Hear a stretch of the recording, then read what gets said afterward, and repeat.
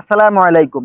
জুলাই ঘোষণাপত্র লইয়া বিএনপির নাটক দেখতে দেখতে পুরো আমি ফেড আপ হয়ে গেছি। আমার মনে হয় আমার জীবনে আমি এতগুলো নাটক দেখি নাই যতগুলো নাটক লাস্ট কয়েকদিনে দেখছি আমি।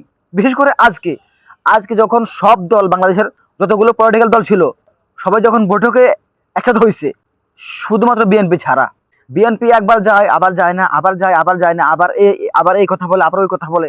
মানে তাদের নাটকের শেষ নাই। আমি আসলে এটা বুঝলাম না যে আসলে যে জুলাই ঘোষণার মাধ্যমে পুরো বাংলাদেশ, পুরো বিএনপি, পুরো জামাত, পুরো বাংলাদেশের 18 কোটি মানুষ মুক্তি পাইলো, সে জুলাই ঘোষণাপত্রটিকে রাষ্ট্রীয় সম্মাননা দিতে, রাষ্ট্রীয় স্বীকৃতি দিতে বিএনপির এত আপত্তি কোথায়? তারা কি চায় আসলে? তারা কাদেরকে ফলো করতেছে? তারা তারা কাদের কথা মেনে চলতেছে? আমরা তারা বুঝতে বাকি নাই। ওই যে নাটক কম করো প্রিয়, আমরা তারা বুঝতে বাকি নাই তোমরা ওই যে ভারতের ফাঁদে পা দিছো।